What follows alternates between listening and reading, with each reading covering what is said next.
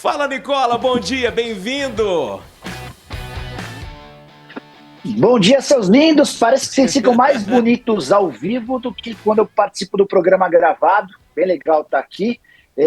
Só uma dúvida, uma curiosidade. Onde está a CJ? Mais uma intervenção cirúrgica? O que está acontecendo com o nosso apresentador? Hoje foi o retorno, né? Hoje foi o retorno. Foi o retorno para ver se estava tudo certo, se já está podendo sentar, essas coisas assim, né? Justo. Fala. Nicola hoje ao vivo com a gente aqui no 98 Esportes, uma participação estendida, né, Nicola? E aí o cara corre, o cara foge, deixa o Nicola no vácuo, Nicola, primeira notícia que você precisa dar aí, como é que foi a sua avó lá no judô, no jiu-jitsu? Não, jiu-jitsu. Eu tive que desmarcar, porque o CJ faltou, aí eu não pude levá-la, né? Tudo é culpa do CJ, mas agora que você falou do retorno é importante, né? A gente sabe que foi uma mudança muito grande, uma mudança muito profunda. E como eu tenho uma admiração muito grande pelo CJ, desmarquei a aula do jiu-jitsu da minha avó, fica pra semana que vem. Boa. Nicola, você tá acompanhando essa movimentação toda ontem de CBF, o que você tem a dizer sobre isso, cara? Ponto importante. Até vi que vocês discutiram bastante isso na primeira parte do programa. Ontem eu consegui conversar com uma pessoa próxima ao Edinaldo. E essa pessoa tem certeza absoluta de que a queda, ainda que não definitiva, mas em segunda instância do Edinaldo via Tribunal de Justiça do Rio de Janeiro, passa por Marco Polo Del Nero e Ricardo Teixeira. Pedi para que essa pessoa me explicasse o porquê que o Edinaldo tem tanta convicção disso. E aí essa pessoa conta que o Edinaldo, ao assumir a presidência da CBF, toma uma série de medidas impopulares e que quebraram qualquer acordo que ele pudesse ter com os seus antecessores. Eu falei, tá bom, então seja mais específico, porque as pessoas precisam entender o que está por trás disso. Aí essa minha fonte lembrou que uma das primeiras providências do Edinaldo como presidente da CBF foi demitir praticamente todos os funcionários de confiança do Marco Polo Del Nero. Isso já tornou a relação entre eles péssima. Para completar, o Edinaldo rescindiu aproximadamente 150 contratos que a CBF mantinha desde os tempos de Ricardo Teixeira. E eu vou citar o exemplo claro de um desses contratos. Uma empresa prestava serviços de manutenção de impressoras da CBF e recebia por mês R$60 mil para manutenção dessas impressoras. O Edinaldo chegou e cortou esse contrato com a justificativa de que com esses R$60 mil seria possível comprar 40 impressoras novas por mês. Não havia a menor lógica de manter um contrato com uma empresa como essa. E diante de todas essas decisões que também envolveram, por exemplo, direitos de transmissão de uma empresa que cuidava do futebol feminino, a contratação de funcionários na Granja Comari que custavam R$1 milhão a mais do que passaram a custar agora. Os mesmos funcionários da Granja Comari, que eram terceirizados, foram contratados pela CBF e custam R$1 milhão a menos por ano. Então, todos esses movimentos feitos pelo Edinaldo, na visão do Edinaldo, foram determinantes para essa decisão da Justiça. E Marco Polo Del Nero e também Ricardo Teixeira estariam por trás dessa novidade. Ô Nicola, que tipo de desdobramento você está imaginando aí para essa sequência, né? Já se falou muitas vezes da necessidade de haver um representante dos clubes numa eleição à CBF, né? Alguns ex-jogadores já, inclusive, se colocaram aí como possibilidade. Eu me lembro que o Alex uma vez falou abertamente a respeito disso, que acha que um jogador, através dos clubes e não das federações, devia concorrer à presidência da CBF para quebrar essa roda mesmo, né? Você está falando de Ricardo Teixeira, que há 30, 40 anos comanda o futebol brasileiro direta ou indiretamente. Que tipo de desdobramento você imagina que vai ter?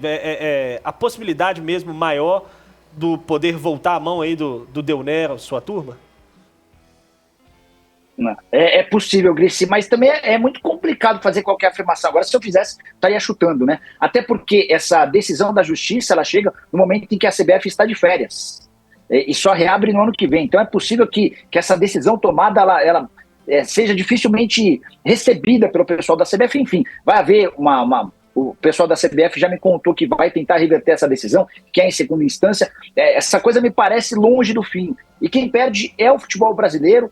Vocês chegaram a falar também sobre o Carlo Ancelotti, né? Essa fonte com quem eu converso, ela garantia que o Edinaldo tinha um acordo com o Ancelotti. Agora o Ancelotti vai se sentir extremamente confortável para, eventualmente, diante de uma proposta para renovar o contrato com o Real Madrid, para desistir desse acordo com o Edinaldo, afinal de contas, com quem ele fechou, talvez nem esteja na CBF. E aí, só para completar em cima disso, Grace tocou num ponto importante, né? A presença de clubes, a participação de ex-jogadores. É tudo que a CBF e as federações não querem. Tanto que se a gente voltar um pouquinho no tempo, vocês vão lembrar que criou-se um mecanismo, um colégio eleitoral em que o voto das federações valia 3 e os votos dos clubes valia 1. Tudo para que esse curral eleitoral, que é formado por CBF e federações, a CBF manda dinheiro, uma vaquinha para os presidentes de federações, para que essa turma pudesse escolher sempre quem dirigiria a CBF. Eu acho que o caminho da CBF passa por uma reformulação total e com gente nova, ligada ao futebol, ligada aos clubes. Ô Nicola, eu peguei só uns dados aqui. Impressora laser, R$890, R$1.400, R$900. Cara, dava pra comprar 60 impressoras por mês, bicho, hein? Cara, manutenção 60 mil. Rafa, já pensou? Você chega em casa hoje, Rafa, e a sua esposa fala: Rafa, precisamos fazer manutenção das impressoras. 60 mil por mês, tá bom pra você, Rafa? Eu compro, tá aqui. Eu pus a laser, não pus aquelas jatos de tinta, não. Eu pus uma impressora bacana. 1.900, 60 impressoras por mês dá pra gente adquirir, tá? Fora que nós estamos em 2023, né? É isso, nem dá pra ficar imprimindo esse tanto de papel, coisa mais. Ninguém imprime papel mais. Ô, glória, aleluia. Brincadeira. Ô, Nicolinha, aí dos times aí, o que você tem pra nós aí, velho? Então, eu queria contar um pouquinho sobre o Santos. O Santos rebaixado para a Série B tinha 12 milhões de reais de folha. Só para usar o exemplo do América, outro time que caiu, o América tinha 6 milhões de folha e está trabalhando com uma folha de 3 milhões para o próximo ano. O Santos deve ter uma folha maior do que a do América na próxima temporada, mas não vai poder chegar nem perto dos 6, 7, 8 milhões, porque o Santos já tem enormes dificuldades financeiras. Só para lembrar, o Peixe hoje tem uma dívida de 700 milhões de reais. 365 milhões dessa dívida são a curto prazo. E o Santos no ano que vem não tem Copa do Brasil, não conseguiu a classificação. O Santos, ao ser rebaixado, deixou de receber aquela premiação pela classificação final do campeonato. Só foram, por exemplo, 16 milhões perdidos se tivesse conseguido pelo menos a 16ª colocação. É um Santos em enorme crise financeira e que vai precisar se desfazer dos seus principais jogadores. É aí que eu queria chegar. É algo que pode chamar a atenção do futebol mineiro. Soteldo, Marcos Leonardo, Joaquim, o goleiro João Paulo e o Jean Lucas são hoje os principais ativos do Santos. São atletas com os quais o Santos pensa em fazer dinheiro e vai precisar fazer negociação provavelmente desses 5 ou de 3 ou 4 desses 5 para que tenha caixa. O Santos tem enorme dificuldade em receitas. Seu estádio é pequeno, bilheteria não é boa. Sócio-torcedor também não é um programa muito grande. Pelo fato de não ter a mesma exposição dos clubes grandes da cidade de São Paulo, o Santos também sempre larga atrás em relação a patrocínios. E a queda para a Série B implica numa redução drástica dos direitos de transmissão. O cálculo é de mais ou menos 120 milhões para o Santos na Série A, algo na casa dos 11 milhões no Santos na Série B. Então, diante desse cenário, o Santos vai precisar vender atletas. Queria saber se algum desses jogadores que eu citei caberiam nos grandes clubes de futebol do Brasil. O que vocês acham? Eu gosto de alguns nomes aí. João Paulo, eu gosto. O Marcos Leonardo caberia em qualquer Marcos time, Leonardo. né? O ponto do Marcos Leonardo acho que é o custo, né? Quem estaria disposto a comprar o Marcos Leonardo, que é um jogador caro, já teve ofertas de clubes de fora do Brasil e tudo mais. Eu acho que o Marcos Leonardo, se for ficar no Brasil, é coisa para Flamengo e Palmeiras. Não vejo outro clube com condição de comprar. O Jean Lucas, eu confesso que foi uma grande decepção para mim. Esperava mais também. Não conseguiu jogar tão rendeu, bem. né? O Joaquim é um ótimo zagueiro, já tinha feito um bom campeonato pelo Cuiabá e cresceu muito nessa reta final, né, pelo Santos. Quando ele chegou ali, ele não conseguiu jogar tanto. E depois cresceu bastante. Acho que seria um reforço interessante aí também o Joaquim. O João Paulo, aqui para Minas, pelo menos, eu não vejo tanta necessidade de Cruzeiro Atlético. Na América não teria condição, mas para Cruzeiro Atlético também não vejo tanta necessidade nesse momento. Mas tem bons nomes aí, o elenco. Ele falou do Soteldo também. Pensando Soteldo em Atlético, por exemplo, e o Soteldo também existe uma situação meio que extracampo, né? Um cara que tem acontecido alguns problemas extracampo e eu acho que na gestão Filipão, não sei se ele se encaixaria tanto. É um cara jogando pela beirada, tecnicamente é bom, o jogador de 1 para 1, hoje talvez está entre os 5 jogadores aí de ganhar esses duelos individuais. É um cara interessante, mas da forma como o Atlético joga, por exemplo, hoje, com 2 atacantes, ele teria que fazer uma função de acompanhar muito lateral. E é um tipo do cara que não vai vir muito para ser reserva, é um cara que já criou alguns problemas sendo reserva. Então, não sei, no Cruzeiro, para ser o cara, né? Ele tem que meio que ser o cara do time. Talvez. O Cruzeiro teve muitos problemas com, né, com esses jogadores em definição. Os jogadores até jogaram de certa forma bem, mas não conseguiam fazer gols, não conseguiam dar tantas assistências. Aí talvez no Cruzeiro já vejo com um pouquinho mais de bons olhos aí o Soteldo, por exemplo. Só não pode ficar pisando na bola, né? Se ficar pisando na bola pra fazer graça, não deu muito bom pro Soteldo, não. Nicolinha caiu? Caiu. Não, Não, tá aí, tá lá, tá aí. tá lá, tá Não, acompanhando tô a gente. aqui. Deixa eu só completar sobre o Soteldo. R$600 mil por mês de salário, inúmeros problemas extracampo. O Rafa matou a charada. O pessoal do Santos, por exemplo, reclama de atrasos na apresentação para treinos. Teve momentos em que ele chegou não tão bem, numa condição não ideal para treinos. Enfim, não é um cara não é um cara profissional ao extremo como hoje se espera. Queria falar rapidinho sobre o Cruzeiro, importante informação, que o Nicão não fica, isso todo mundo já sabe, né? Com a saída do Nicão, o Cruzeiro economiza R$350 mil por mês. Não há uma rescisão de contrato ainda entre Cruzeiro e Gilberto. O Gilberto está se mudando para Salvador, ele só esperou o ano acabar por conta das filhas que estão num colégio, mas ele vai morar em Salvador, apesar de ainda ter contrato com o Cruzeiro até dezembro de 24. Essa rescisão do contrato, ao que tudo indica, vai ser feita nos próximos dias. E assim que ela for confirmada, se o Cruzeiro não tiver pagamento nenhum para o próximo ano, dá para dizer que as saídas de Nicão e Gilberto já aliviam a folha em cerca de R$1 milhão por mês. Parece pouco, mas levando em consideração que a folha do Cruzeiro é de R$7 milhões, a gente está diante de um número importante, que garante ao Cruzeiro a possibilidade de buscar no mercado novas alternativas. Muitos nomes vão surgir, né? Mas a ideia do Cruzeiro é passar a discutir nomes a partir do momento em que tiver o seu técnico definido. A definição é por um estrangeiro e os nomes são dos argentinos que vocês discutiam agora há pouco. Você tem a preferência entre os dois nomes aí? Como é que você observa? Gago e Milito, ô Nicola? O Gris tocou num ponto importante. O Gago tem muito menos experiência, né? E trabalhos comuns, trabalhos normais. Aí talvez a busca pelo Gago seja pelo nome do cara, um argentino de muita carreira como jogador, né? E aí você aposta no estrangeiro. É louco isso, né? Muitas vezes a busca por um técnico, ela tende ao momento. Durante boa parte do futebol, anos atrás, a busca era por técnicos jovens. Depois buscou-se experiência e agora parece que a realidade é na busca por estrangeiros. O Milito é alguém que certamente causaria uma reformulação importante, uma mudança significativa. Mas o importante para o Cruzeiro é tentar definir o mais rápido possível, porque enquanto não tiver um técnico, todo o restante da temporada, do planejamento para a próxima temporada, fica paralisado. Queria contar também sobre o Rodrigo Caetano. Parece que a sexta-feira é dia decisivo para o executivo de futebol do Galo. Ontem o Corinthians apresentou uma proposta oficial ao Rodrigo Caetano. O projeto já havia sido discutido, agora trabalhou-se também em relação às cifras, né?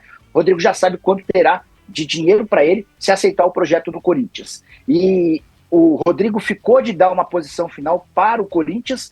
Há uma especulação de que ele pode pintar também no Vasco, que demitiu o Paulo Brax, mas hoje as conversas mais adiantadas são com o Corinthians e Atlético. O Rodrigo disse ao pessoal do Corinthians que não pode responder antes de se reunir com dirigentes do Atlético. Vai haver uma reunião, o Iguinho estava até contando os detalhes desse encontro, nessa sexta-feira, para debater sobre a próxima temporada. E em meio a esse debate, vai se definir sobre a situação do Rodrigo Caetano. O que já se sabe é que o Atlético não facilitará a saída do Rodrigo. Se o Rodrigo disser nessa reunião que quer ir para o Corinthians, para que ele possa passar a trabalhar no Corinthians ainda em 2023, vai haver a necessidade do pagamento da multa de algo na casa de R$2.700.000. Se o Rodrigo quiser ir para o Corinthians, mas não trabalhar nesse mês, ele vai ter que esperar até a virada do ano. Acho que o Atlético está corretíssimo nessa. Não dá para facilitar para os adversários, né? Afinal de contas, os contratos estão aí para serem respeitados. Se a multa existe até a virada do ano e o Rodrigo quiser trabalhar no Corinthians, ele vai ter de aguardar até a virada do ano. Se não, a tendência é que o Rodrigo acabe ficando. O Atlético, inclusive, cogita dar um aumento para ele. A avaliação do trabalho é muito boa, essa reta final de temporada. Tudo que já foi planejado para o próximo ano com renovações de contrato. O Atlético não quer perder o Rodrigo, até porque sabe que o mercado de executivos de futebol é um mercado bastante escasso e de difícil solução. Não está fácil encontrar bons executivos à disposição no mercado, não. Boa. Nicola, só levando um pouquinho para o seu quintal aí, tem reunião hoje. Abel Ferreira fica? Como é que tá isso aí, hein? Boa pergunta, Tonton.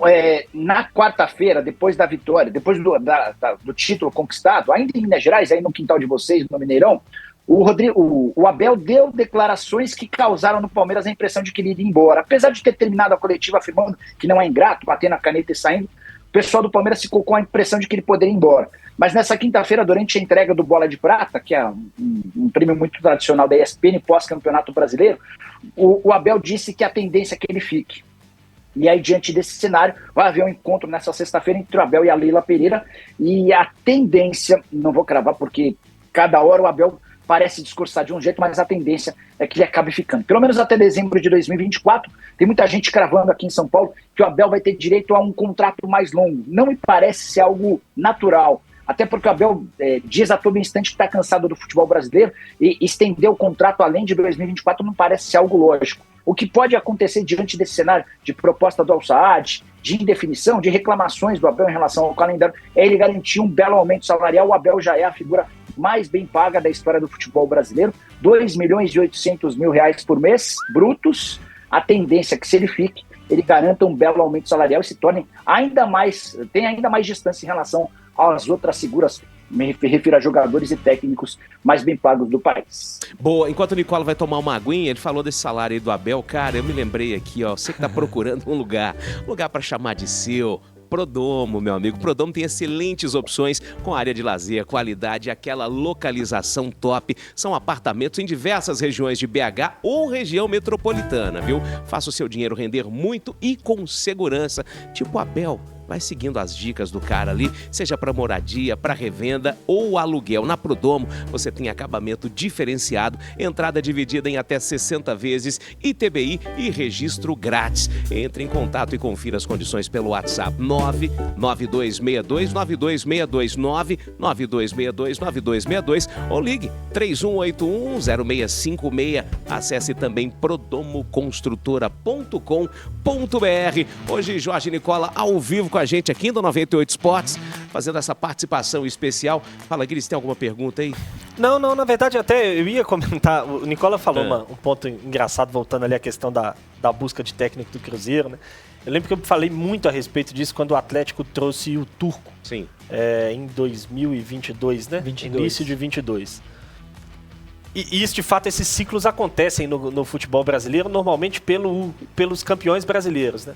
Você tem um técnico novato ali, o interino, que vai muito bem no Campeonato Brasileiro, aí vem a onda de interino. Todo mundo interino. Manda embora, modinha, pega o primeiro auxiliar que tiver na frente lá no CT, coloca e acha que vai dar certo.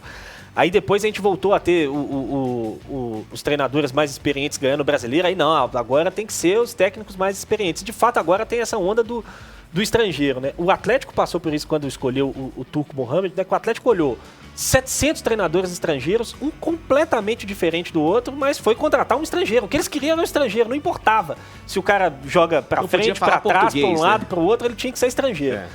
E o caso do Cruzeiro agora me chama muita atenção nisso também, né? Porque tá se falando de Gago e Milito, que a única coisa que eles têm em comum é o fato de serem argentinos, né? De serem estrangeiros, porque são dois técnicos muito diferentes em modelo de jogo, em momento de carreira e tudo mais.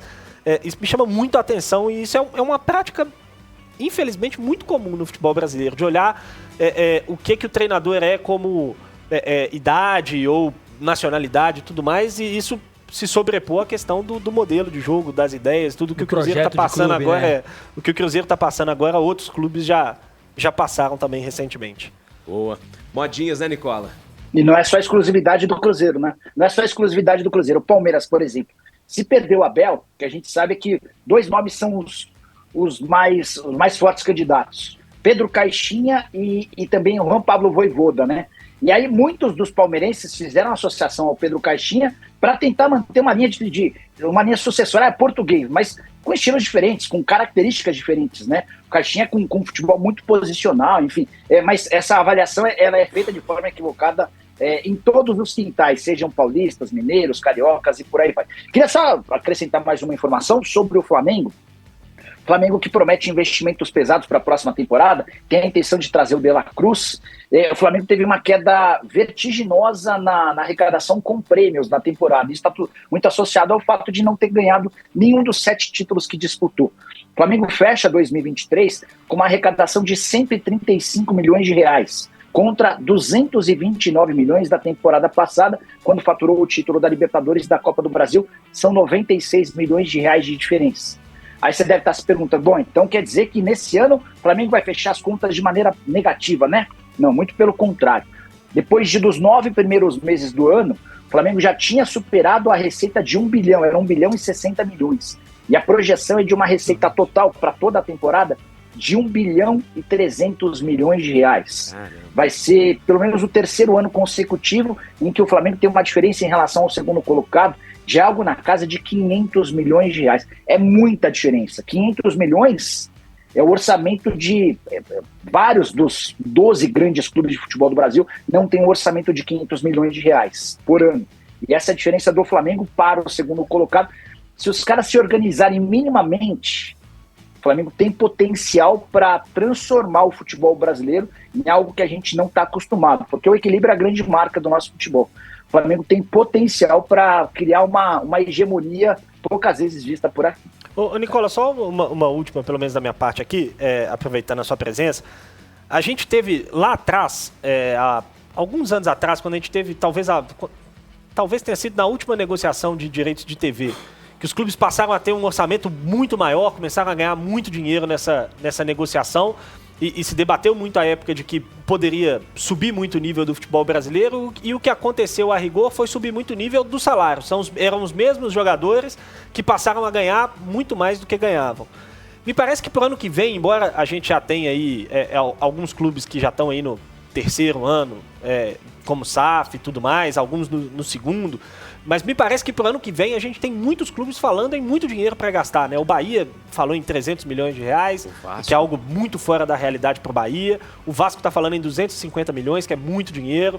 O Flamengo tem muito dinheiro para gastar, o Palmeiras tem dinheiro para gastar. O Atlético é o primeiro ano de SAF, a gente não sabe exatamente, fala-se em 40 milhões só, mas a gente sabe que isso pode mudar porque os donos têm muito dinheiro. O que você imagina que vai acontecer no mercado desse ano especificamente? Você acha que a gente vai ter um aumento de nível de fato ou a gente vai ter um aumento de custos apenas? Mais uma vez.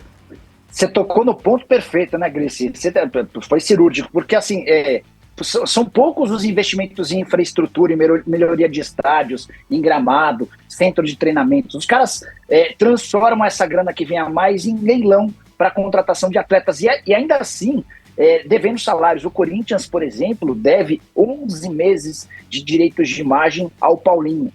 Tem vários outros jogadores sem receber direitos de imagem há 6 meses. O São Paulo, campeão da Copa do Brasil, que acabou de embolsar 70 milhões como prêmio apenas pela final, já está atrasando direitos de imagem de novo. Os direitos de imagem foram quitados com a grana que entrou. No mês seguinte, São Paulo já voltou a dever salários. Direito de imagem. E por direito de imagem, você entende mais ou menos 40% do que o cara recebe. 60% é em carteira, os outros 40% são pagos em direito de imagem, para a forma que os clubes encontraram e que os jogadores também, para pagarem menos imposto. O clube paga menos imposto e o jogador acaba por ter um desconto menor em cima dessa grana do direito de imagem. O grande problema do futebol brasileiro é que os dirigentes que sentam na cadeira e que têm a caneta na mão como presidentes, eles não estão preocupados com a sucessão do clube, eles não estão preocupados com o projeto a longo prazo, eles querem dar resultado agora, eles querem garantir título agora. Então, só para citar mais um exemplo que ilustra bem essa realidade. O presidente do Willian Monteiro Alves está deixando o Corinthians agora no fim do mês e está desesperado para vender o Moscardo. Proposta do PSG é de 22 milhões de euros. Ele quer vender o Moscardo para colocar mais dinheiro em caixa, dessa maneira ele consegue terminar o ano com uma conta ainda mais bonita e também para quitar os direitos de imagem atrasados. Já o Augusto Melo, novo presidente do Corinthians, não quer fazer a venda. Ele prefere que essa venda no Moscardo aconteça no ano que vem, já sob a sua gestão, e que essa grana que o clube deve em direitos de imagem a jogadores, os atletas que deixarem o clube, o Corinthians tem 10 jogadores em fim de contrato, esses jogadores eles não receberão os direitos de imagem atrasados, eles que procurem a justiça para receber isso lá na frente. Aí você vai se perguntar, mas quando o cara vai à justiça ele não ganha mais? Certamente, porque entram outras contas como juros, correção, pagamentos advocatícios, mas o presidente não está preocupado com isso, ele quer salvar as contas dele, quer garantir títulos, e o próximo presidente que arque com as consequências. Aquele modelo clássico que a gente já conhece, né? É o Brasilzão. É isso. Nicola, prazer te receber ao vivo aqui nessa edição do 98 Esportes. Até segunda-feira, quem sabe... A gente podia instituir toda sexta-feira o Nicola ao vivo com a gente aqui, né, cara?